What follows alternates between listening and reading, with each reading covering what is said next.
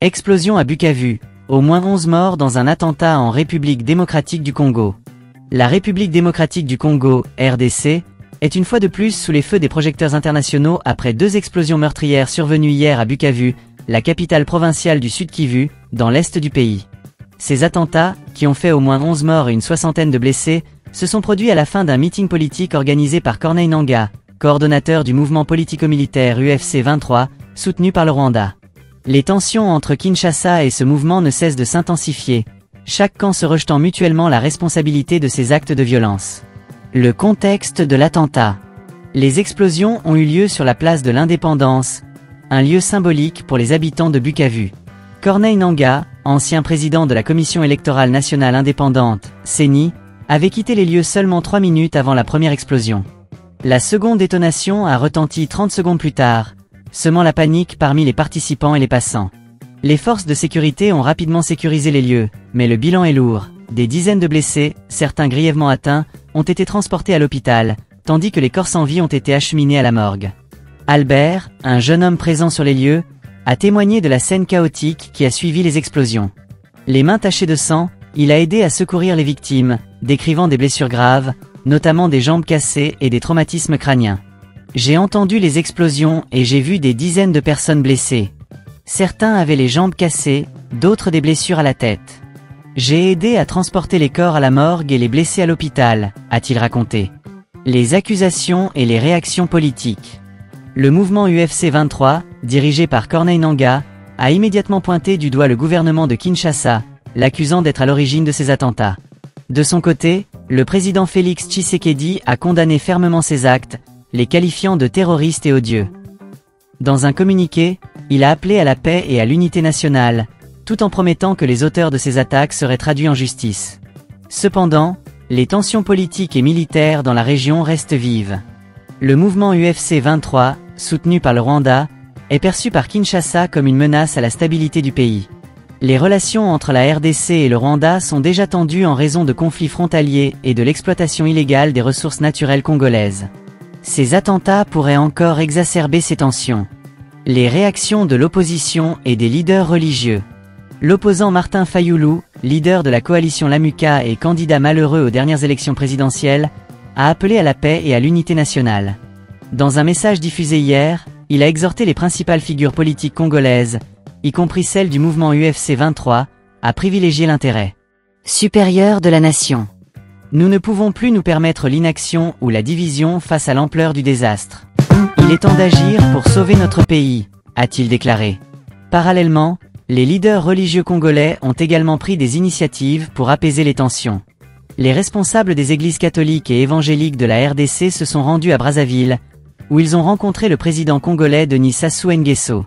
Ils ont sollicité son implication dans la résolution de la crise entre la RDC et le Rwanda.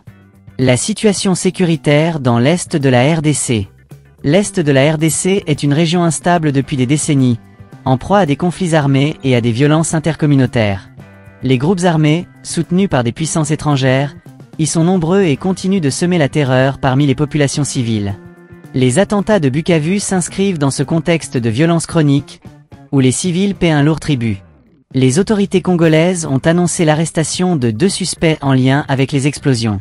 Cependant, les enquêtes sont toujours en cours, et il reste à déterminer qui est véritablement derrière ces attaques.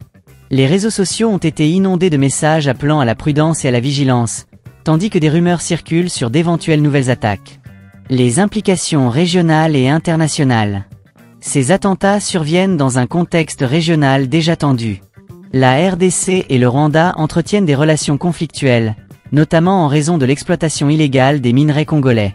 Le parquet de Paris a récemment classé une plainte déposée par la RDC contre des filiales du géant Apple, accusées de participer à l'exportation illégale de minerais congolais via le Rwanda. Bien que la plainte ait été classée sans suite, les avocats de la RDC ont annoncé leur intention de faire appel. Sur le plan international, la situation en RDC préoccupe également les grandes puissances.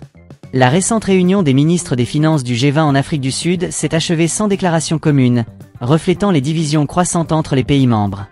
Les tensions diplomatiques et l'absence de consensus sur des questions clés, telles que la lutte contre le changement climatique et le protectionnisme, ont entravé les discussions. Le Ramadan et les mesures économiques en Afrique.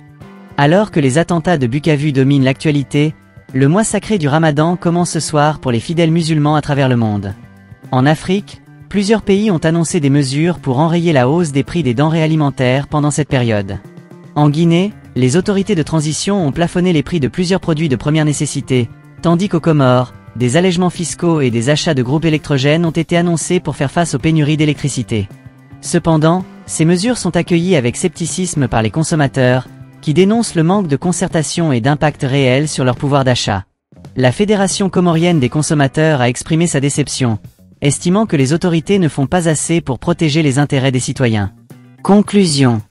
Les attentats de Bukavu rappellent une fois de plus la fragilité de la situation sécuritaire en RDC, en particulier dans l'est du pays. Alors que les tensions politiques et militaires continuent de s'exacerber, les populations civiles sont les premières victimes de ces violences. Les appels à la paix et à l'unité nationale se multiplient, mais les défis restent immenses. Dans un contexte régional et international complexe, la RDC doit faire face à de multiples crises, allant de la sécurité intérieure à la gestion des ressources naturelles. En cette période de Ramadan, les défis économiques et sociaux s'ajoutent aux préoccupations sécuritaires, mettant en lumière la nécessité d'une action concertée et déterminée pour apporter la stabilité et la prospérité à la région. Les prochains jours seront cruciaux pour déterminer si les autorités congolaises et les acteurs internationaux parviendront à apaiser les tensions et à prévenir de nouvelles violences.